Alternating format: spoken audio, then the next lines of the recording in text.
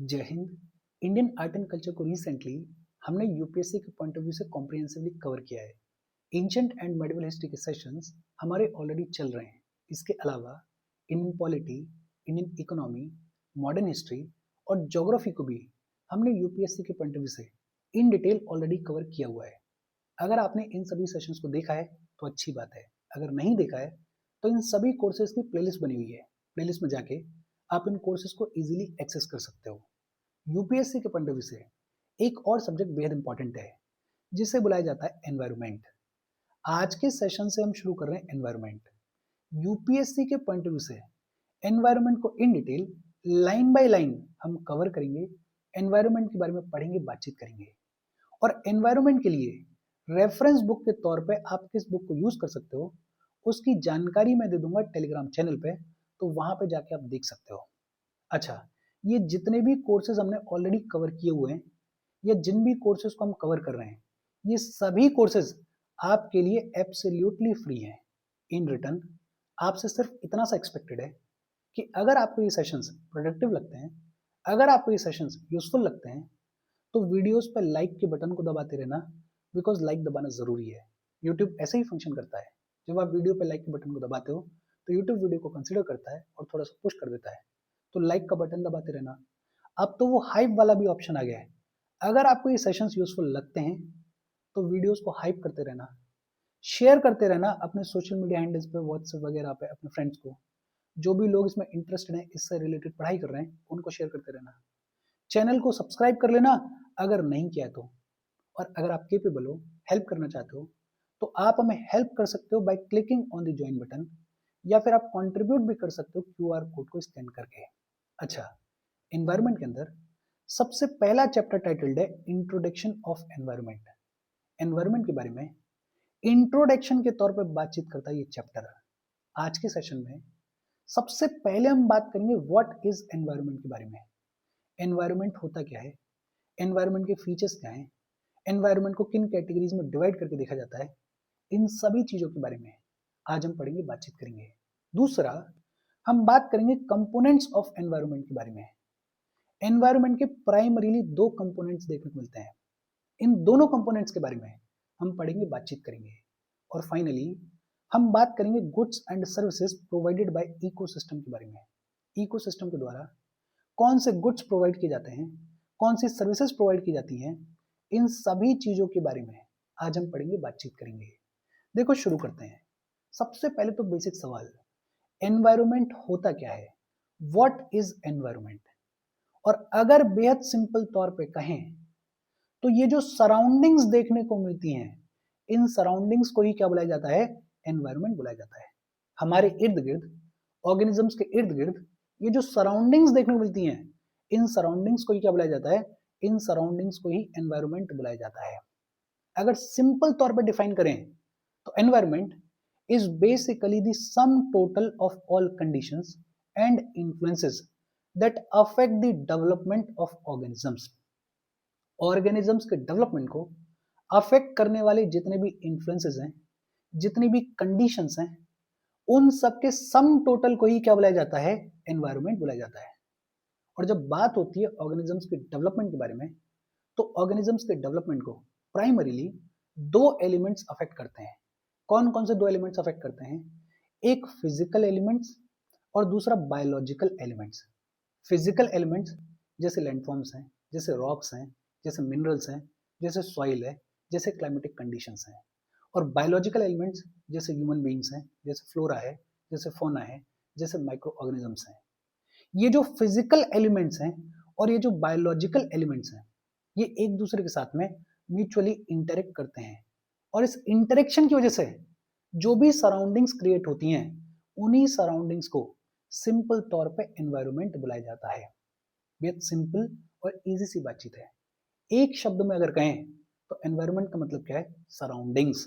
ये जो सराउंडिंग्स हमारे इर्द गिर्द देखने को मिलती हैं, इन्हीं को एनवायरनमेंट बुलाया जाता है। और एनवायरनमेंट को अगर सिंपल तौर पर डिफाइन करें तो environment is the sum total of all conditions and influences that affect the development of organisms. ये जो एनवायरनमेंट है, इस एनवायरनमेंट को मोटा मोटा 4 कैटेगरीज में डिवाइड करके देखा जाता है। एनवायरनमेंट को ब्रॉडली 4 कैटेगरीज में डिवाइड करके देखा जाता है। कौन कौन सी 4 कैटेगरीज में डिवाइड करके देखा जाता है? सबसे पहले बात होती है फिजिकल एनवायरनमेंट के बारे में, और फिजिकल एनवायरनमेंट के अंदर बात होती है about the non living components of environment के बारे में। एनवायरनमेंट के जो नॉन लिविंग कंपोनेंट्स हैं, जैसे लैंडफॉर्म्स हैं, जैसे क्लाइमेट है, जैसे टेम्परेचर है, जैसे एयर है, ये जो नॉन लिविंग कंपोनेंट्स हैं इनकी बात होती है फिजिकल एनवायरनमेंट के अंदर। दूसरा है बायोलॉजिकल एनवायरनमेंट, और बायोलॉजिकल एनवायरनमेंट के अंदर बात होती है ह्यूमन बींग्स के बारे में, बात होती है फौना के बारे में, बात होती है फ्लोरा के बारे में, बात होती है माइक्रो ऑर्गेनिजम्स के बारे में। बायोलॉजिकल एनवायरनमेंट के अंदर ह्यूमन बींग्स के बारे में बात होती है, फ्लोरा एंड फौना के बारे में बात होती है, माइक्रो ऑर्गेनिजम्स के बारे में बात होती है। तीसरा है man made environment. Man made environment या इसी को कल्चरल एनवायरनमेंट भी बुलाया जाता है। अर्थ के सरफेस के ऊपर ह्यूमन बींग्स ने जो भी क्रिएशन किया है उस क्रिएशन को रखा जाता है इस मैन मेड एनवायरनमेंट की कैटेगरी में, इस कल्चरल एनवायरनमेंट की कैटेगरी में। और लास्ट है कॉग्निटिव या फिर सब्जेक्टिव एनवायरनमेंट। ये जो कॉग्निटिव या फिर सब्जेक्टिव एनवायरनमेंट है ये बेसिकली होता है परसीव्ड एनवायरनमेंट। कोई इंसान किस तरीके से एनवायरनमेंट को परसीव कर रहा है, किस तरीके से एनवायरनमेंट को देख रहा है, उसी को बुलाया जाता है कॉग्निटिव एनवायरनमेंट, उसी को बुलाया जाता है सब्जेक्टिव एनवायरनमेंट। और बट ऑब्वियसली बात है कि ये जो कॉग्निटिव एनवायरनमेंट है ये पर्सन टू पर्सन डिफर करता है। फॉर एग्जाम्पल कोई फॉरेस्ट है, उस फॉरेस्ट को हंटर अलग नजरिए से देखेगा, उस फॉरेस्ट को फार्मर अलग नजरिए से देखेगा, और उस फॉरेस्ट को ट्राइबल पॉपुलेशन अलग नजरिए से देखेगी। ये जो परसीव्ड एनवायरनमेंट है इसी को क्या बुलाया जाता है? इसी को कॉग्निटिव एनवायरनमेंट बुलाया जाता है, या इसी को सब्जेक्टिव एनवायरनमेंट बुलाया जाता है। बहुत सिंपल। एनवायरनमेंट को मोटा मोटा 4 कैटेगरीज में डिवाइड करके देखा जाता है। सबसे पहले बात होती है फिजिकल एनवायरनमेंट के बारे में। एनवायरनमेंट का जितना भी नॉन लिविंग कंपोनेंट है वो देखने को मिलता है, उसके बारे में बात होती है इस फिजिकल एनवायरनमेंट में। दूसरा है बायोलॉजिकल एनवायरनमेंट, और बायोलॉजिकल एनवायरनमेंट के अंदर बात होती है ह्यूमन बींग्स के बारे में, बात होती है फौना के बारे में, बात होती है फ्लोरा के बारे में, बात होती है माइक्रो ऑर्गेनिजम्स के बारे में। तीसरा है मैन मेड एनवायरनमेंट या फिर कल्चरल एनवायरनमेंट। अर्थ के सरफेस के ऊपर ह्यूमन बींग्स ने जितना भी क्रिएशन किया है उसको रखा जाता है मैन मेड एनवायरनमेंट की कैटेगरी में। और चौथा होता है कॉग्निटिव या फिर सब्जेक्टिव एनवायरनमेंट। ये जो एनवायरनमेंट परसीव किया जाता है इस परसीव्ड एनवायरनमेंट को ही बुलाया जाता है कॉग्निटिव एनवायरनमेंट या फिर सब्जेक्टिव एनवायरनमेंट। बहुत सिंपल और इजी सी बात है। अब सवाल आता है कि ये जो एनवायरनमेंट है इसके फीचर्स क्या हैं, इसके सेलिएंट फीचर्स क्या हैं? और ये जो फीचर्स हैं ये ऑलरेडी हमें समझ में आते हैं। ये जो एनवायरनमेंट है ये सम टोटल है बायोटिक एंड एबायोटिक एलिमेंट्स का। ये जो एनवायरनमेंट है ये सम टोटल है लिविंग और नॉन लिविंग एलिमेंट्स का। और ये जो एनवायरनमेंट है ये बेस्ड है on the interactive and functional relationship between biotic and abiotic components. ये जो लिविंग और नॉन लिविंग कंपोनेंट्स हैं ये एक दूसरे के साथ में इंटरेक्ट करते हैं। इस इंटरेक्शन की वजह से सराउंडिंग्स क्रिएट होती हैं। इन्हीं सराउंडिंग्स को क्या बुलाया जाता है? एनवायरनमेंट बुलाया जाता है। ये जो एनवायरनमेंट है ये over time and over space change होता है, बदलता है। फॉर एग्जाम्पल आज एक तरीके का एनवायरनमेंट है, आज से 100 साल बाद एनवायरनमेंट अलग तरीके का देखने को मिलेगा। तो ये जो एनवायरनमेंट है ये ओवर टाइम चेंज होता है, और ये जो एनवायरनमेंट है ये ओवर स्पेस भी चेंज होता है। एक पर्टिकुलर लोकेशन पे एक तरीके का एनवायरनमेंट है, किसी दूसरी पर्टिकुलर लोकेशन पे हो सकता है दूसरे तरीके का एनवायरनमेंट देखने को मिले। तो ये जो एनवायरनमेंट है ये over time and over space change होता है, बदलता है। ये जो एनवायरनमेंट है इसके 3 बेसिक कंपोनेंट्स देखने को मिलते हैं। कौन कौन से 3 बेसिक कंपोनेंट्स देखने को मिलते हैं? एक बायोडाइवर्सिटी, और जितना ज्यादा डाइवर्स एनवायरनमेंट होगा, जितनी ज्यादा बायोडाइवर्सिटी होगी उतना बेहतर एनवायरनमेंट होगा। ये किस तरीके से बेहतर होगा, क्यों बेहतर होगा, उस सब के बारे में आगे चलते हुए इन डिटेल हम पढ़ेंगे, बातचीत करेंगे, लेकिन फिलहाल के लिए एक जो बेसिक कंपोनेंट है एनवायरनमेंट का वो है बायोडाइवर्सिटी। दूसरा बेसिक कंपोनेंट है हैबिटेट, और हैबिटेट अपने आप में इंपॉर्टेंट है बिकॉज कोई भी पर्टिकुलर ऑर्गेनिज्म एक पर्टिकुलर हैबिटेट में रहता है, सर्वाइव करता है, तो हैबिटेट अपने आप में वेरी इंपॉर्टेंट कंपोनेंट है। और तीसरा इंपॉर्टेंट कंपोनेंट है एनर्जी। एनर्जी सबसे इंपॉर्टेंट कंपोनेंट है बिकॉज एनवायरनमेंट में जितनी भी फंक्शनिंग देखने को मिलती है, एनवायरनमेंट की जितनी भी वर्किंग देखने को मिलती है, ये सब वर्किंग पॉसिबल हो पाती है बिकॉज ऑफ एनर्जी। तो एनवायरनमेंट के तीन बेसिक कंपोनेंट्स देखने को मिलते हैं, कौन कौन से? एक बायोडाइवर्सिटी, दूसरा हैबिटेट और तीसरा एनर्जी। ये जो एनवायरनमेंट है ये इकोलॉजिकल बैलेंस को भी मेंटेन करता है। हालांकि ह्यूमन एक्टिविटीज की वजह से over the period of time ये जो इकोलॉजिकल बैलेंस है इसमें खूब सारा इम्बैलेंस देखने को मिलता है, इसमें खूब सारा डिस्टरबेंस देखने को मिलता है। लेकिन एनवायरनमेंट अपनी तरफ से ये जो इकोलॉजिकल बैलेंस है इसको मेंटेन करने की कोशिश करता है, इसको मेंटेन करता है। बेहद सिंपल और इजी सी बातचीत है। एनवायरनमेंट के बारे में बेसिक इंट्रोडक्शन के तौर पे अभी तक हमने बातचीत की है। मैं उम्मीद ऐसी कर रहा हूं कि सारी चीजें ऑलरेडी आपको पता होंगी। होपफुली ये जो स्ट्रक्चर है ये स्ट्रक्चर आपके दिमाग में सेट हुआ होगा। अब बात आती है about the components of environment. और एनवायरनमेंट के प्राइमरीली दो कंपोनेंट्स देखने को मिलते हैं। कौन कौन से दो कंपोनेंट्स देखने को मिलते हैं? एक बात होती है बायोटिक कंपोनेंट के बारे में, या फिर ये कहें कि लिविंग कंपोनेंट के बारे में, और दूसरा बात होती है एबायोटिक कंपोनेंट के बारे में, या फिर ये कहें कि नॉन लिविंग कंपोनेंट के बारे में। सबसे पहले हम पढ़ेंगे बायोटिक कंपोनेंट के बारे में, लिविंग कंपोनेंट के बारे में। और नाम से ही क्लियर है, ये जो बायोटिक कंपोनेंट है इसमें बात की जाती है लिविंग ऑर्गेनिजम्स के बारे में। ये जो बायोटिक कंपोनेंट है इसमें बात की जाती है प्लांट्स के बारे में, इसमें बात की जाती है एनिमल्स के बारे में, इसमें बात की जाती है माइक्रो ऑर्गेनिजम्स के बारे में। ये जो बायोटिक कंपोनेंट है इसमें सबसे पहले बात होती है प्रोड्यूसर्स के बारे में, प्लांट्स के बारे में, या फिर ऑटोट्रॉप्स के बारे में। और प्रोड्यूसर्स कौन होते हैं? ऐसे प्लांट्स जो कि फोटोसिंथेसिस कर पाते हैं। और बचपन से हम पढ़ रहे हैं green plants are capable of photosynthesis. वो प्लांट्स जो कि फोटोसिंथेसिस कर पाते हैं, जो कि फूड को प्रोड्यूस कर पाते हैं, उनको बुलाया जाता है प्रोड्यूसर्स, उनको बुलाया जाता है ऑटोट्रॉप्स। और ये जो फोटोसिंथेसिस है इसके बारे में भी हम बचपन से पढ़ रहे हैं। ये जो फोटोसिंथेसिस है ये सनलाइट के प्रेजेंस में देखने को मिलती है।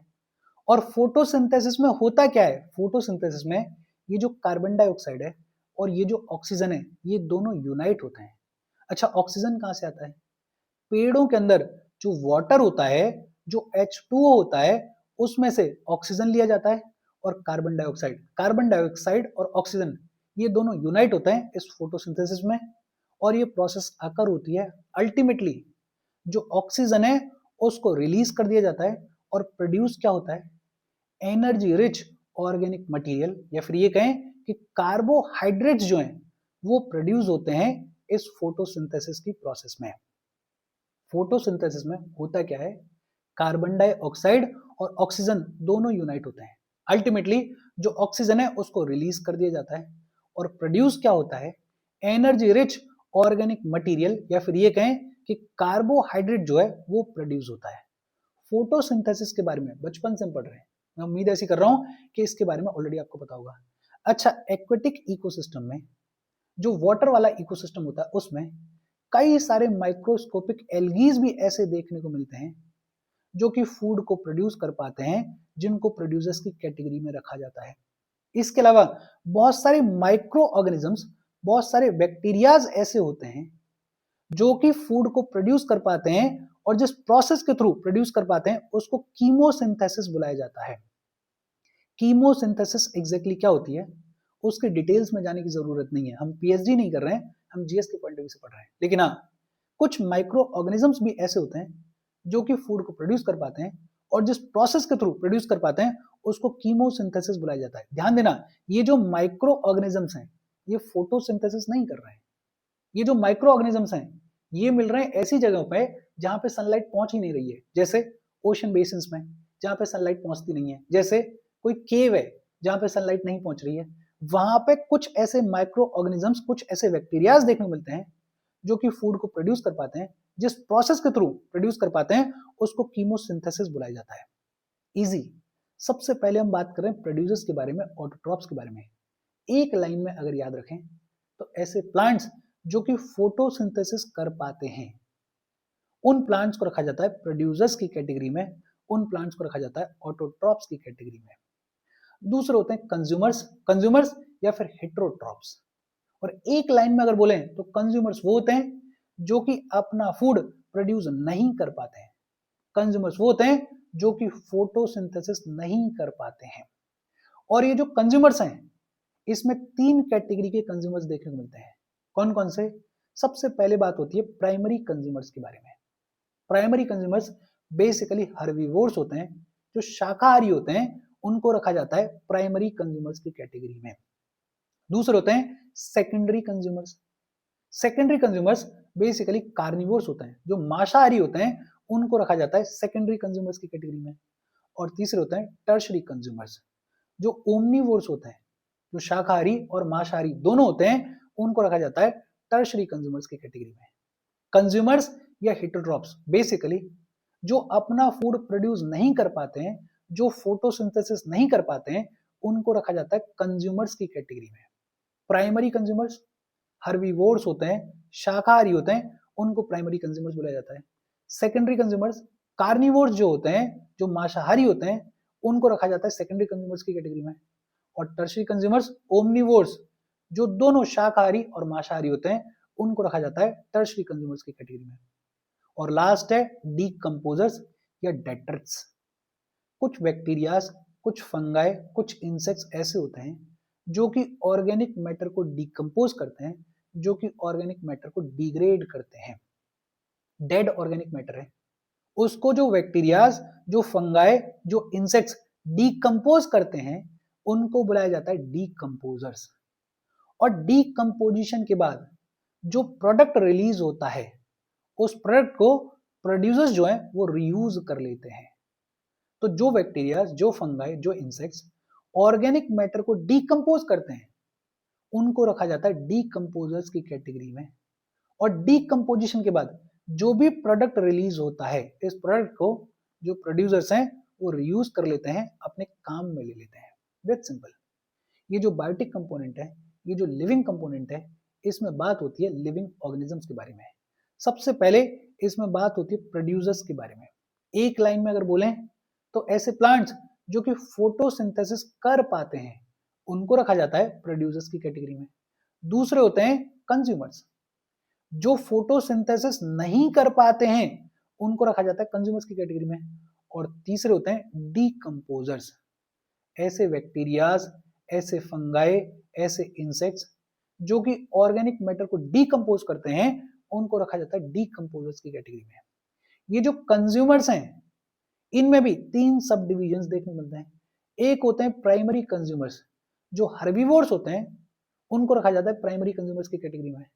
दूसरे होते हैं सेकेंडरी कंज्यूमर्स, जो कार्निवोर्स होते हैं, उनको रखा जाता है सेकेंडरी कंज्यूमर्स की कैटेगरी में। और तीसरे होते हैं टर्शरी कंज्यूमर्स, जो ओमनीवोर्स होते हैं, उनको रखा जाता है टर्शरी कंज्यूमर्स की कैटेगरी में। इजी और सिंपल सी बातचीत है। अच्छा, एनवायरमेंट का दूसरा कंपोनेंट है एबायोटिक कंपोनेंट या फिर नॉन लिविंग कंपोनेंट। ये जो एबायोटिक कंपोनेंट है, इसमें बात होती है इनऑर्गेनिक पार्ट, इसमें बात होती है non living part of the world के बारे में। जो इनऑर्गेनिक पार्ट है, जो नॉन लिविंग पार्ट है दुनिया का, उसको रखा जाता है इस एबायोटिक कंपोनेंट में। फॉर एग्जांपल एयर है, वाटर है, सॉइल है, टेम्परेचर है, लाइट है। फॉर एग्जांपल ऑक्सीजन है, नाइट्रोजन है। फॉर एग्जांपल बहुत सारी फिजिकल प्रोसेसेस हैं, जैसे वोल्केनोज देखने को मिलते हैं, अर्थक्वेक्स देखने को मिलते हैं, फ्लड्स देखने को मिलती हैं, फॉरेस्ट फायर्स देखने को मिलती हैं, वेदर है, क्लाइमेट है। ये जितनी भी चीजें हैं, ये बेहद इंपॉर्टेंट है लाइफ के लिए, ये बेहद इंपॉर्टेंट है लाइफ के सर्वाइवल के लिए, लेकिन इनमें खुद में लाइफ नहीं है। तो ये जो नॉन लिविंग पार्ट है, ये जो इनऑर्गेनिक पार्ट है, इसको रखा जाता है एबायोटिक कंपोनेंट की कैटेगरी में, इसको रखा जाता है नॉन लिविंग कंपोनेंट की कैटेगरी में। अच्छा, ये जो नॉन लिविंग कंपोनेंट है, इनके बारे में एक एक करके ब्रीफली पढ़ लेते हैं। सबसे पहले बात करेंगे एनर्जी के बारे में। और देखो, ये जो एनवायरनमेंट फंक्शन कर रहा है, ये जो एनवायरनमेंट की वर्किंग है, इसके लिए सबसे इंपॉर्टेंट कंपोनेंट है एनर्जी। और एनर्जी का प्राइमरी सोर्स क्या है? Sun. Sun is the source of energy. ये जो एनर्जी है ये डिटरमाइन करती है कि एनवायरनमेंट के अंदर ऑर्गेनिजम्स का डिस्ट्रीब्यूशन किस तरीके का रहने वाला है। आपने देखा होगा ट्रॉपिक्स के अंदर जो ऑर्गेनिजम्स हैं उनका डेंस पॉपुलेशन देखने को मिलता है। पोल्स की तरफ जाओगे तो उतनी पॉपुलेशन देखने को नहीं मिलेगी। ट्रॉपिक्स में एक सर्टेन टाइप के ऑर्गेनिजम्स देखने को मिलेंगे, पोल्स में एक सर्टेन टाइप के ऑर्गेनिजम्स देखने को मिलेंगे। तो ये जो एनर्जी है ये डिटरमाइन करती है कि एनवायरनमेंट के अंदर ऑर्गेनिजम्स का डिस्ट्रीब्यूशन किस तरीके का रहने वाला है। दूसरा कंपोनेंट है रेनफॉल। वाटर अपने आप में बेहद असेंशियल है फॉर लाइफ।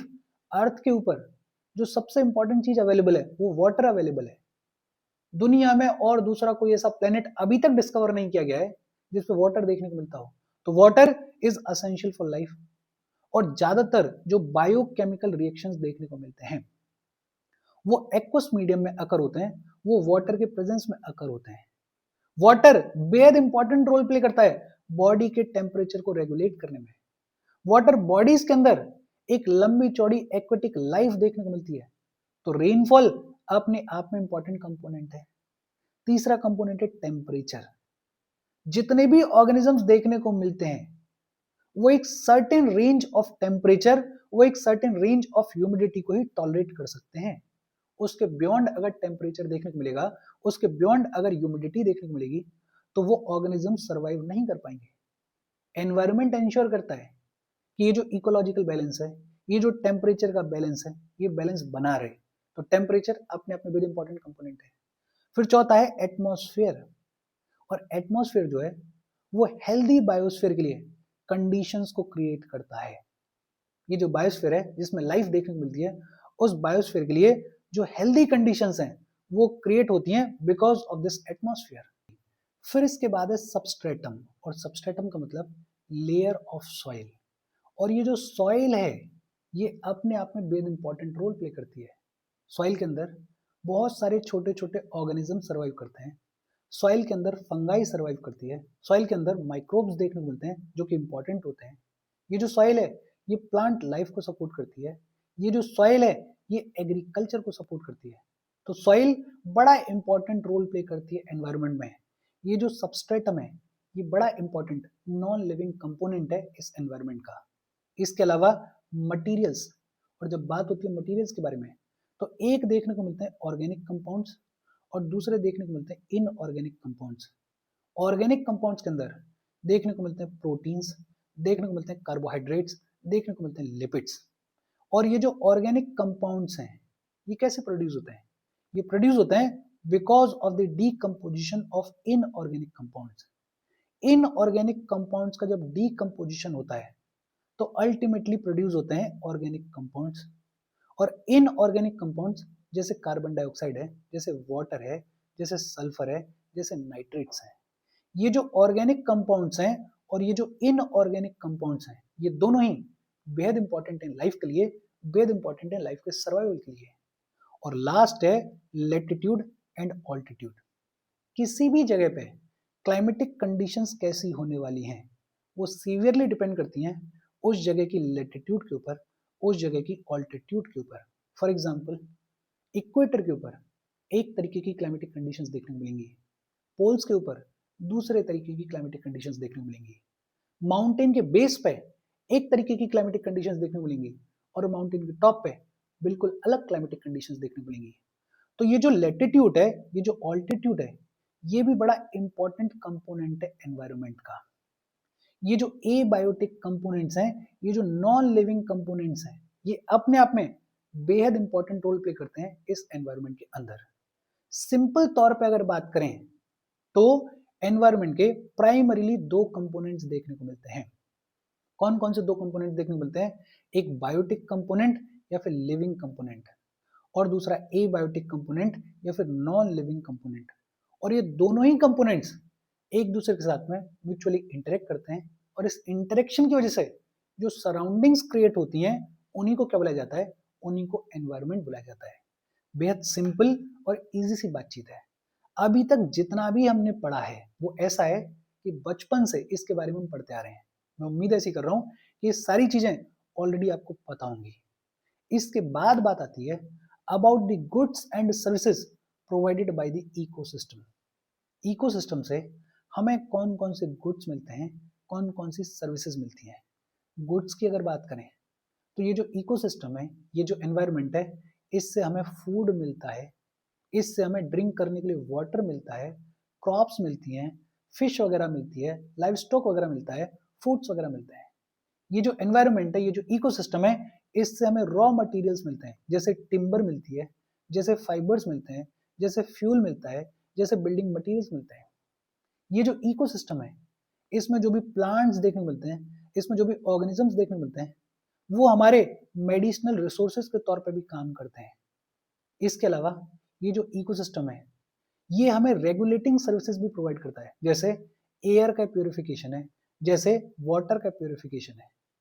क्लाइमेट को रेगुलेट करने में इकोसिस्टम बड़ा इंपॉर्टेंट रोल प्ले करता है, जैसे कार्बन स्टोरेज के लिए और सिक्वेस्ट्रेशन के लिए ये जो इकोसिस्टम है, ये जो एनवायरनमेंट है, ये बेहद इंपॉर्टेंट रोल प्ले करता है।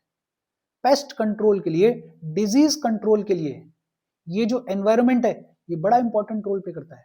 बायोलॉजिकल प्रोसेसेस देखने को मिलती हैं जिनके थ्रू ये जो पेस्ट होते हैं, ये जो डिजीज होती हैं, वो ऑटोमेटिकली एनवायरनमेंट के थ्रू रेगुलेट होती है। ये जो एनवायरनमेंट है, ये इरोजन को प्रिवेंट करता है, ये फ्लड्स को कंट्रोल करता है। ये जो एनवायरनमेंट है, ये पॉलिनेशन में मदद करता है। एनवायरनमेंट के अंदर बहुत सारे इंसेक्ट्स ऐसे देखने को मिलते हैं, बहुत सारे एनिमल्स ऐसे देखने को मिलते हैं जो कि पॉलिनेशन में हेल्प करते हैं। ये जो एनवायरनमेंट है, ये जो इकोसिस्टम है, ये हमें सपोर्टिंग सर्विसेज भी प्रोवाइड करता है, जैसे न्यूट्रिएंट साइक्लिंग देखने को मिलती है, जैसे सॉइल फॉर्मेशन देखने को मिलता है, जैसे हैबिटेट का फॉर्मेशन देखने को मिलता है, जैसे फोटोसिंथेसिस देखने को मिलती है। ये सभी सर्विसेज डायरेक्टली या इनडायरेक्टली लाइफ को सपोर्ट करती हैं। और ये जो एनवायरनमेंट है, ये जो इकोसिस्टम है, ये हमें कल्चरल सर्विसेज भी प्रोवाइड करता है, जैसे रिक्रिएशन के लिए, जैसे टूरिज्म के लिए। हमें हाइकिंग करनी है, हमें बर्ड वॉचिंग करनी है, हमें नेशनल पार्क देखना है, हमें प्लेजर के लिए चीजें करनी है, वो भी हमें कहाँ से मिलती हैं? इस एनवायरनमेंट से मिलती है, इकोसिस्टम से मिलती है। ये जो एनवायरनमेंट है, इसकी स्पिरिचुअल वैल्यू भी है, इसकी एस्थेटिक वैल्यू भी है। हमें सुकून चाहिए, शांति चाहिए, हम कहाँ जाएंगे? पेड़ों के बीच में जाएंगे। हमें ब्यूटी देखनी है, हमें इंस्पिरेशन चाहिए, हमें सीक्रेट साइट्स पे जाना है, हम कहाँ जाते हैं? इस एनवायरनमेंट के पास में जाते हैं, इस इकोसिस्टम के पास में जाते हैं। और ये जो एनवायरनमेंट है, इसकी एजुकेशनल वैल्यू भी है, इसकी साइंटिफिक वैल्यू भी है। बहुत सारा रिसर्च का कामकाज, बहुत सारा रिसर्च एंड डेवलपमेंट का कामकाज जो है, वो इस एनवायरनमेंट के ऊपर डिपेंड करता है, वो इस इकोसिस्टम के ऊपर डिपेंड करता है। तो ये जो इकोसिस्टम है, ये हमें खूब सारे गुड्स, ये हमें खूब सारी सर्विसेज भी प्रोवाइड करता है, जिनके ऊपर हमारी लाइफ, जिनके ऊपर ऑर्गेनिजम्स की लाइफ सिग्निफिकेंटली डिपेंड करती है। ये जो goods and services provided by the ecosystem है, ये ऐसा टॉपिक है जिसको पढ़ने की जरूरत नहीं होनी चाहिए। अगर आप यूपीएससी के लिए प्रिपेयर कर रहे हो तो ये चीजें ऑटोमेटिकली आपके दिमाग में आनी चाहिए। बट हाँ, हमने मोटा मोटा देख लिया और आप इसको दिमाग में बिठाते चलना है। एज सच रटने की जरूरत नहीं है, कुछ चीजें रटी नहीं जाती हैं, ऑटोमेटिकली आपके स्ट्रक्चर में बैठनी चाहिए। बाकी आज की बातचीत हम यहीं पे खत्म कर रहे हैं। अब एनवायरनमेंट के सेशंस कंटिन्यूसली आते रहेंगे। यहाँ तक कोई डाउट हो तो कमेंट करके पूछ लेना। Thank you very much.